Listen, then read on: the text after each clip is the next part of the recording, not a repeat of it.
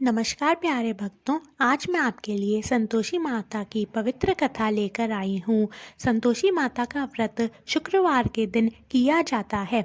कथा शुरू करने से पहले कुछ ज़रूरी बातें जो मैं आपको बताती हूँ। कथा से पहले कलश को जल से भरें, उसके ऊपर गुड़ चने से भरा कटोरा रखें। कथा समाप्त होने और आरती होने के बाद कलश के जल को घर में सब जगह छिड़कें और बचा हुआ जल तुलसी की क्यारी में डाल देवें।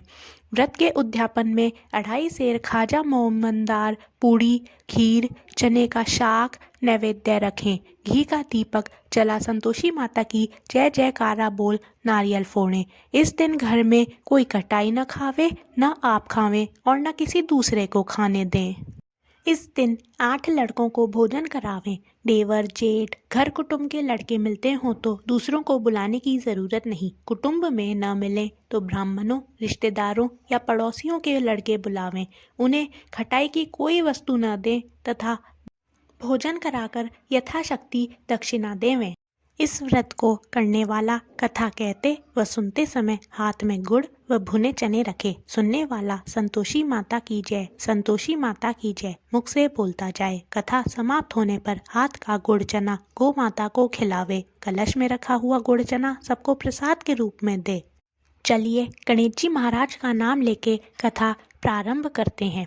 एक बुढ़िया थी और उसके 7 पुत्र थे। 6 कमाने वाले थे, एक निकम्मा था। बुढ़िया माँ 6 पुत्रों की रसोई बनाती, भोजन कराती और पीछे से जो कुछ बचता सो 7वें पुत्र को दे देती थी। परंतु वह बड़ा भोला भाला था, मन में कुछ विचार न करता था। एक दिन अपनी बहू से बोला, देखो मेरी माता का मुझ पर कितना प्यार है। वह बोली, क्यों नहीं, सबका झूठा बचा हुआ तुमको खिलाती हैं। वह बोला, भला ऐसा भी कहीं हो सकता है? मैं जब तक आंखों से न देखूं मान नहीं सकता। बहू ने हंसकर कहा, तुम देख लोगे तब तो मानोगे।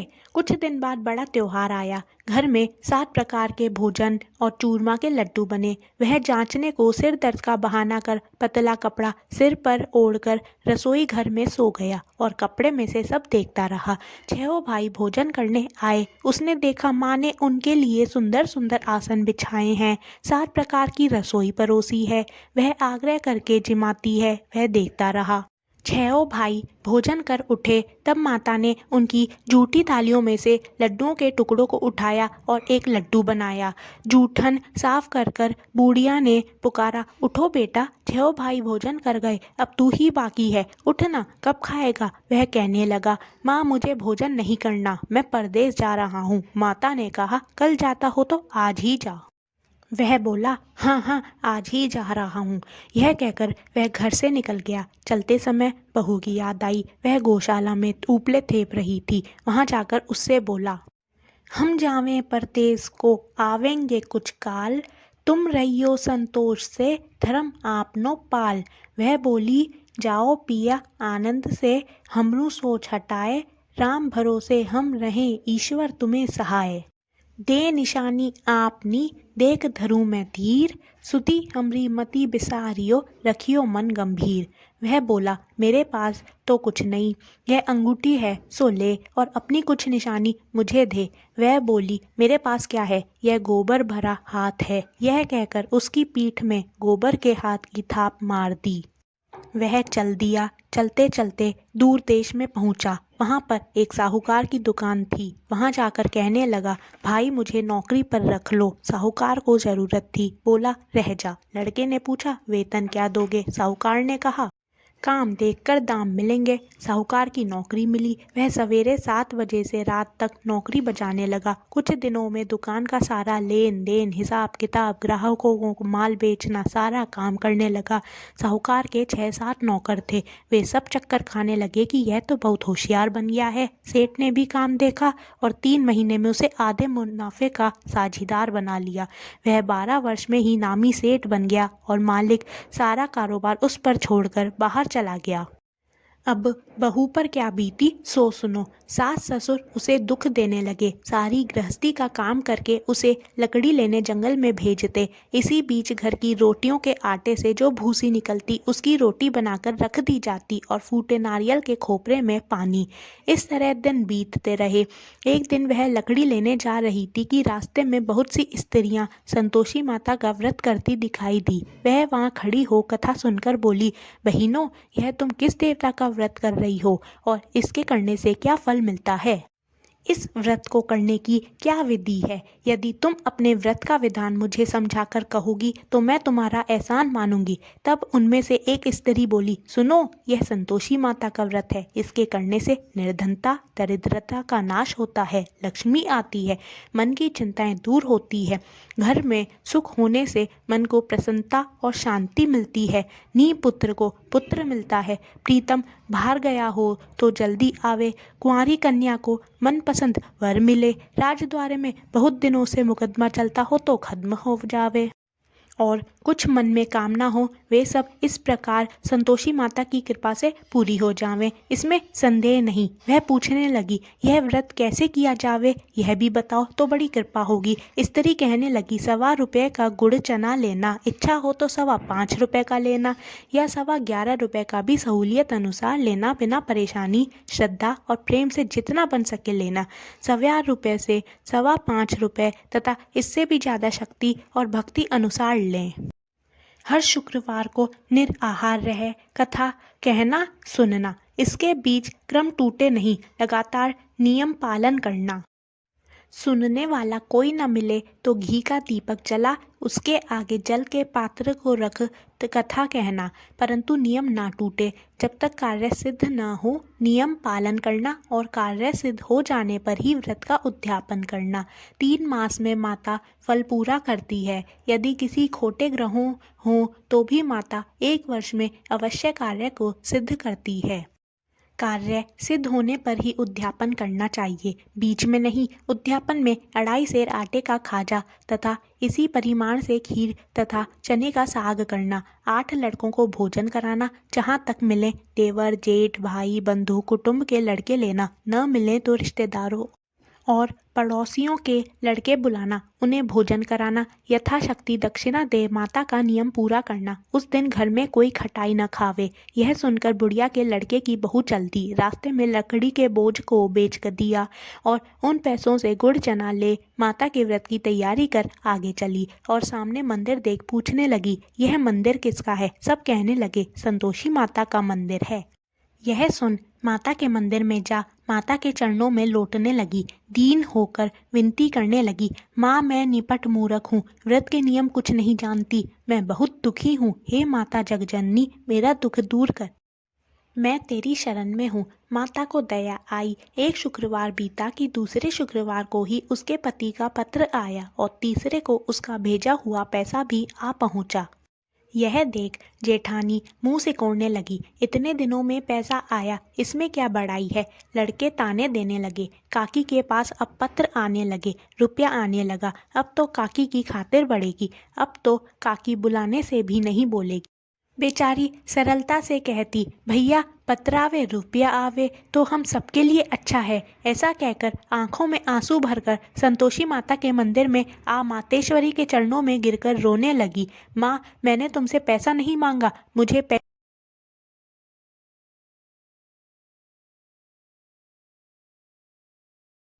तब माता ने प्रसन्न होकर कहा, जा बेटी तेरा स्वामी आएगा। यह सुन वह खुशी से बावली हो घर में जाकर काम करने लगी।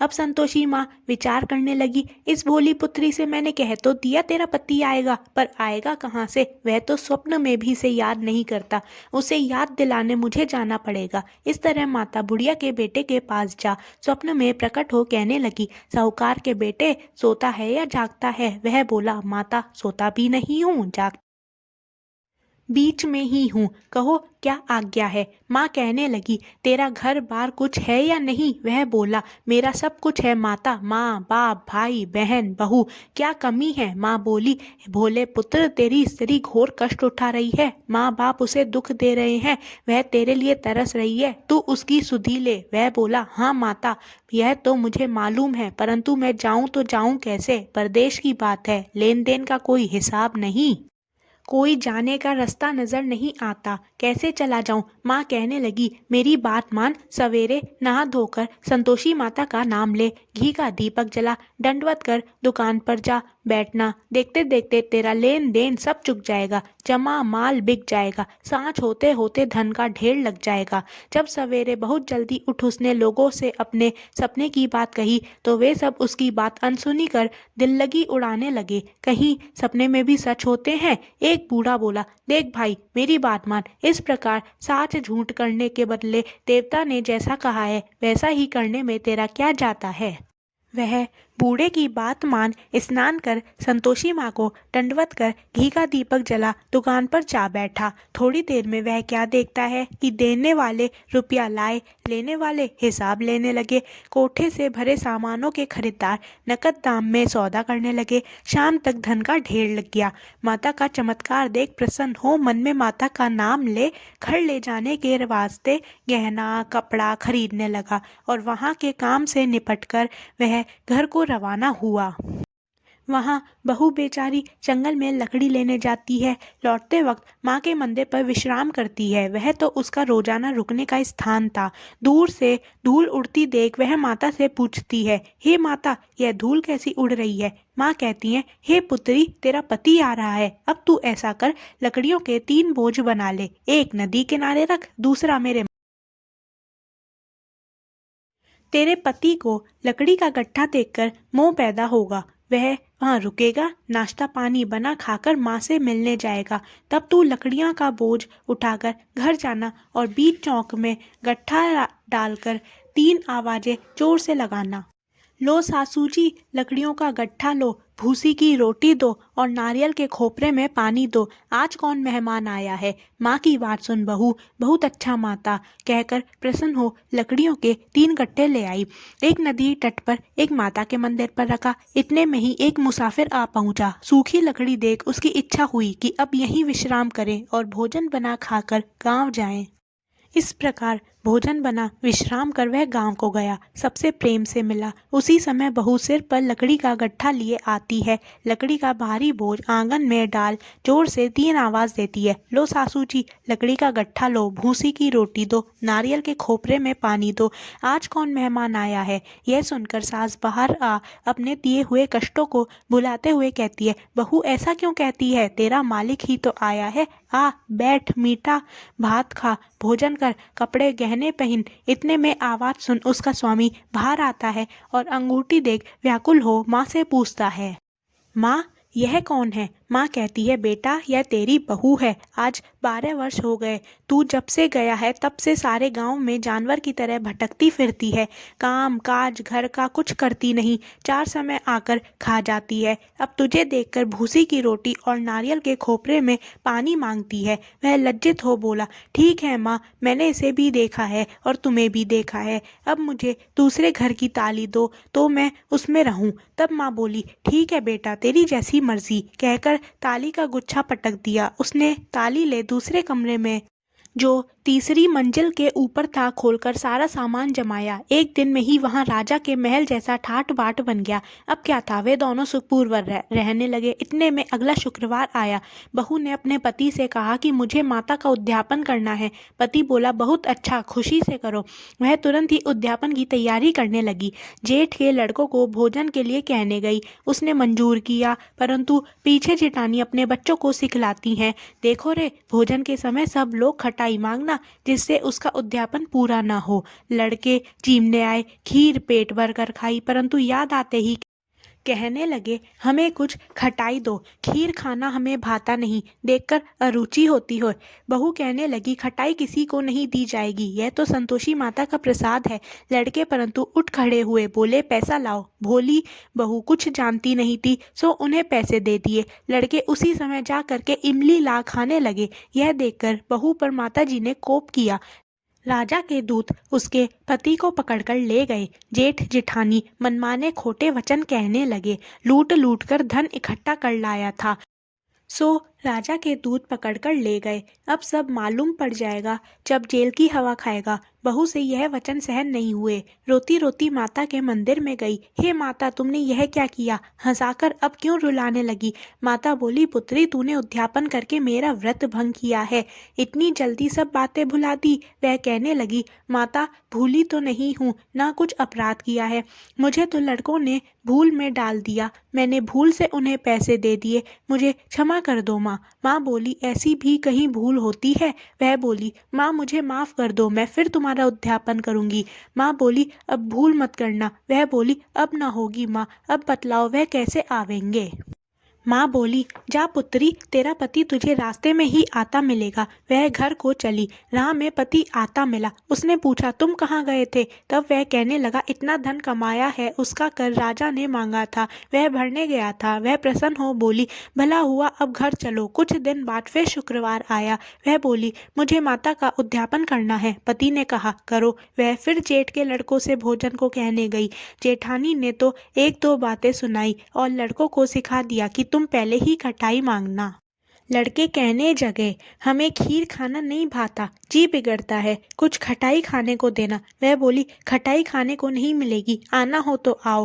वह ब्राह्मणों के लड़के ला भोजन कराने लगी। यथाशक्ति दक्षिणा की जगह एक एक फल उन्हें दिया। इससे संतोषी माता प्रसन्न हुई। माता की कृपा होते ही 9वें मास उसको चंद्रमा के समान सुंदर पुत्र प्राप्त हुआ। पुत्र को लेकर प्रतिदिन माता जी के मंदिर में जाने लगी। माँ ने सोचा कि यह रोज आती है, आज क्यों न मैं ही इसके घर चलूं, इसका आसरा देखूं तो सही। यह विचार कर माता ने भयानक रूप बनाया। गुड़ और चने से सना मुख, ऊपर सूंड के समान होंठ, उस पर मक्खियां भिन भिना रही थी। दहलीज में पांव रखते ही उसकी सास चिल्लाई, देखो रे, कोई चुड़ैल डाकिन चली आ रही है, लड़कों इसे भगाओ, नहीं तो किसी को खा जाएगी। लड़के डरने लगे और चिल्लाकर खिड़की बंद करने लगे। बहू रोशनदान में से देख रही थी। प्रसन्नता से पगली होकर चिल्लाने लगी, आज मेरी माताजी मेरे घर आई हैं। यह कहकर बच्चे को दूध पिलाने से हटाती है। इतने में सास का क्रोध फूट पड़ा। बोली, इसे देखकर कैसी उतावली हुई है जो बच्चे को पटक दिया। इतने में माँ के प्रताप से जहाँ देखो वहीं लड़के ही लड़के नजर आने लगे। वह बोली, माँ जी, मैं जिनका व्रत करती हूँ वे यह वही संतोषी माता है। इतना कह झट से सारे घर के किवाड़ खोल देती है। सबने माता के चरण पकड़ लिए और विनती कर कहने लगे, हे माता, हम मूर्ख हैं, हम अज्ञानी हैं, पापी हैं, तुम्हारे व्रत की विधि हम नहीं जानते, तुम्हारा व्रत भंग कर हमने बहुत बड़ा अपराध किया है। हे माता, आप हमारा अपराध क्षमा करो। इस प्रकार माता प्रसन्न हुई। माता ने बहू को जैसा फल दिया वैसा सबको दे, जो पड़े उसका मनोरथ पूर्ण हो। बोलो संतोषी माता की जय। तो भक्तों, इसी प्रकार संतोषी माता की व्रत कथा पूर्ण होती है और इस बात का अवश्य ध्यान रखें, माता सबकी सुनती हैं। जय माँ संतोषी माँ।